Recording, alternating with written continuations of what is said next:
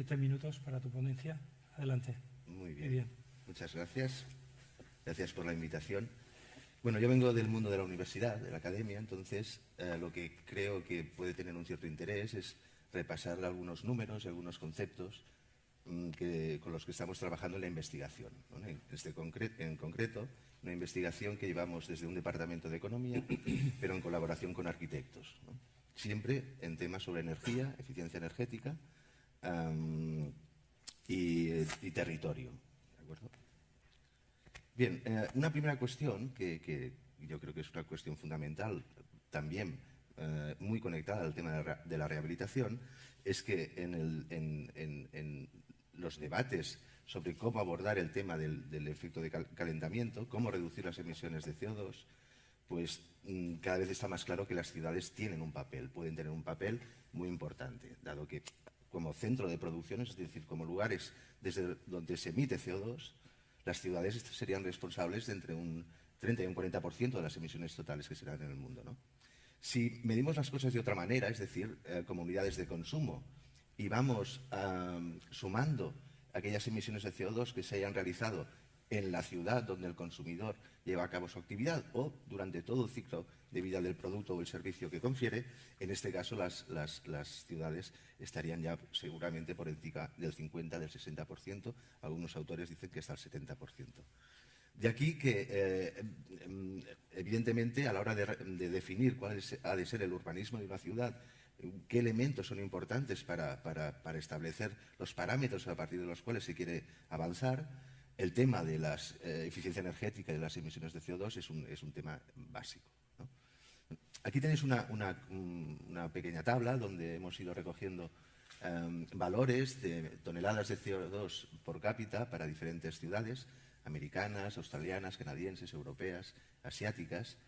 Bien, como podéis ver, en la parte de arriba de la tabla tenemos ciudades normalmente de Estados Unidos, donde las emisiones directas pues, están normalmente por encima de las 10 toneladas per cápita. En la parte intermedia estaría ciudades de países europeos, ¿no? Donde las emisiones están sensiblemente por debajo, un 30 o un 40% por debajo. Y después tenemos países en vías de desarrollo, países asiáticos, con un volumen de emisiones bastante menor, ¿no? Bien, resulta bastante obvio que detrás de estas diferencias puede haber un tema de regulación, es obvio, pero sobre todo entendemos que hay un tema de cómo son las ciudades americanas, cómo son las ciudades europeas, cómo son las ciudades asiáticas. En concreto, el hecho de ser, en el caso europeo, ciudades más compactas y más densas, aportaría un plus en términos de bajas emisiones de CO2 vinculado a la vivienda, viviendas pequeñas, muros compartidos, menos consumo en energía, y también en la movilidad, ¿no? Una ciudad compacta permite desplazamientos cortos en pie o en transporte público y con ello las emisiones de CO2 serían menores.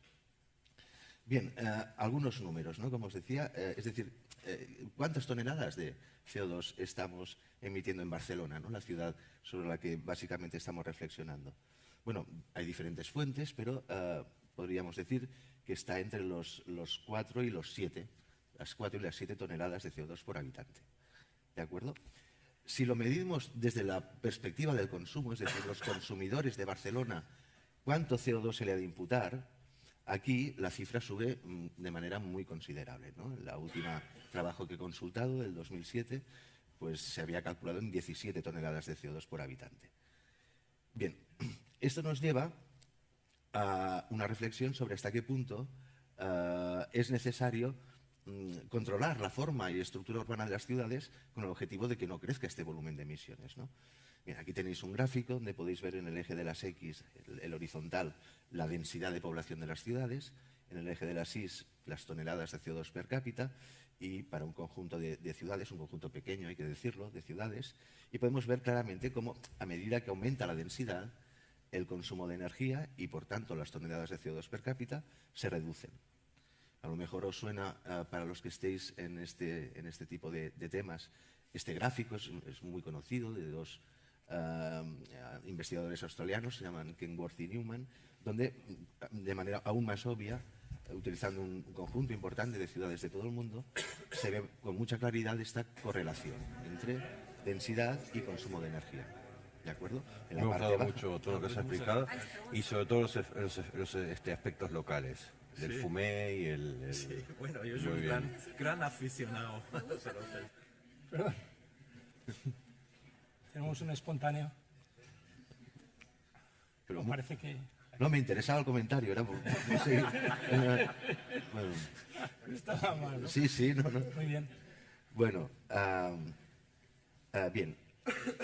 Estamos con... Desconcentrado estoy. No, estoy ahí, no te preocupes. Muy bien. Estamos con la idea de la densidad como un elemento del urbanismo que tiene que colaborar en el objetivo de reducir las emisiones de CO2 a escala global, ¿no? Y este gráfico, pues bueno, es uno de los gráficos que más se ha utilizado para legitimar estas políticas de ciudad compacta. De hecho, el enfoque de ciudad compacta como un modelo de ciudad lo más sostenible posible es una idea que se ha ido desarrollando desde hace 20 años. Lo que se apuesta es por la mezcla de funciones, por romper un poco también con el funcionalismo que separa proyectos y usos, no apostar por este modelo más policéntrico, pero especialmente el modelo más disperso que se estaba imponiendo en Estados Unidos. Esta también es una manera de reivindicar el patrimonio arquitectónico propio, de revitalizar los centros urbanos y todo ello conducía pues, a un modelo de ciudad que además tenía el plus de ser sostenible, al menos más sostenible que las ciudades de Estados Unidos, donde no se da este modelo urbano. ¿De acuerdo? Bien, en general, la evidencia empírica, ahora 3 minutos para acabar, ¿no? Estamos trabajando con muchos datos, es decir, datos para muchas ciudades y muchos datos para ciudades concretas, ¿no? Es decir, hacemos un trabajo estadístico en la universidad para ver qué relación hay entre una cosa y la otra. Pues bien, en la mayoría de trabajos que hemos podido consultar se puede ver con claridad cómo el efecto de la densidad sobre las toneladas de emisiones de CO2 per cápita es de signo negativo. Es decir, mayor densidad, menos emisiones. Y esto iba muy de acuerdo con las ideas del planteamiento del enfoque de ciudad compacta, ¿no? Sin embargo, empezaron a aparecer trabajos, y entre otros cito este de Hoyer y Holden, son planificadores y arquitectos del norte de Europa, de Noruega, donde vieron hasta qué punto, en el caso de Oslo, no sucedía así. Es decir, lo que sus datos les dijeron es que al aumentar el nivel de densidad, las emisiones de CO2 no caían, sino que aumentaban. Claro, esto supuso un reto intelectual importante, porque básicamente perdíamos la legitimación de por qué hacemos políticas de compacidad, ¿no? Bien, la idea es que él contó no solo las emisiones de CO2 que utiliza debido a la movilidad cotidiana, día a día, o el consumo de energía en las viviendas, sino que contabilizó también nuestra movilidad durante los fines de semana y el periodo vacacional. Y lo que resultó es que la gente que vivía en entornos más densos y compactos, efectivamente entre lunes y viernes consumía muy poca energía y por tanto emitía poco CO2, pero los fines de semana pues se iban a 100 kilómetros con el coche, calentaban una segunda residencia y todo sumado convenientemente resulta que en Oslo pues, el signo de la densidad esperable pues no fue el que se dio. Bueno, nosotros en la universidad hicimos un trabajo similar. Tengo que decir que no se dio este efecto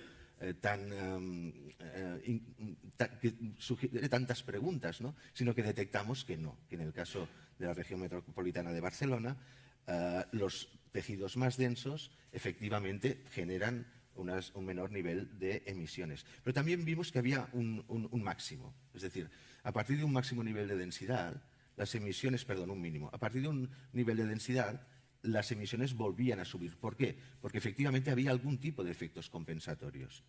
Bien, esto para acabar, ¿a qué nos lleva, no? Yo creo que la rehabilitación es una idea muy interesante desde el punto de vista ambiental. Gastamos menos energía, menos materiales para edificar, urbanizamos menos suelo. Además, podemos hacer que aquello que está construido funcione de una manera nueva y de una manera más eficiente, pero la idea es que tenemos que tener mucho cuidado con cómo hacemos estos programas densos, es decir, el cuidado del espacio público y de las oportunidades de ocio durante las semanas y las vacaciones, el hecho que haya espacios verdes, que haya espacios para un ocio tranquilo, tal que estos barrios con polígonos de vivienda o con unas condiciones de densidad muy elevadas no estén haciendo otra cosa que esperar el viernes por la tarde para salir huyendo, ¿no?, de la congestión y volver a Barcelona a sufrir congestión, pero ser mucho más sostenible porque emiten menos CO2. Es decir, el corolario de esta historia es que la densidad es un elemento muy interesante, pero es un elemento que se tiene que diseñar muy bien, ¿no?, porque de otro modo puede resultar en congestión, y esto de la congestión lo que resulta es una huida de la ciudad y, por tanto, mayores emisiones de CO2. Además, la rehabilitación puede ser una oportunidad para un sector que está bastante estancado, y además puede ser una oportunidad para reorientar el sector de la edificación hacia un tipo de vivienda no demasiado interesante que hemos hecho durante muchos años, y apostar mucho más por la tecnología, por la innovación, y también, a medida que vamos ganando conocimiento, know-how, poder exportar y, por tanto, orientar el sector de la edificación en Barcelona y en España en general, en Cataluña, hacia unos mercados a nivel internacional más pendientes de fondos europeos, más pendientes de iniciativas que busquen de manera muy explícita rehabilitación con eficiencia energética.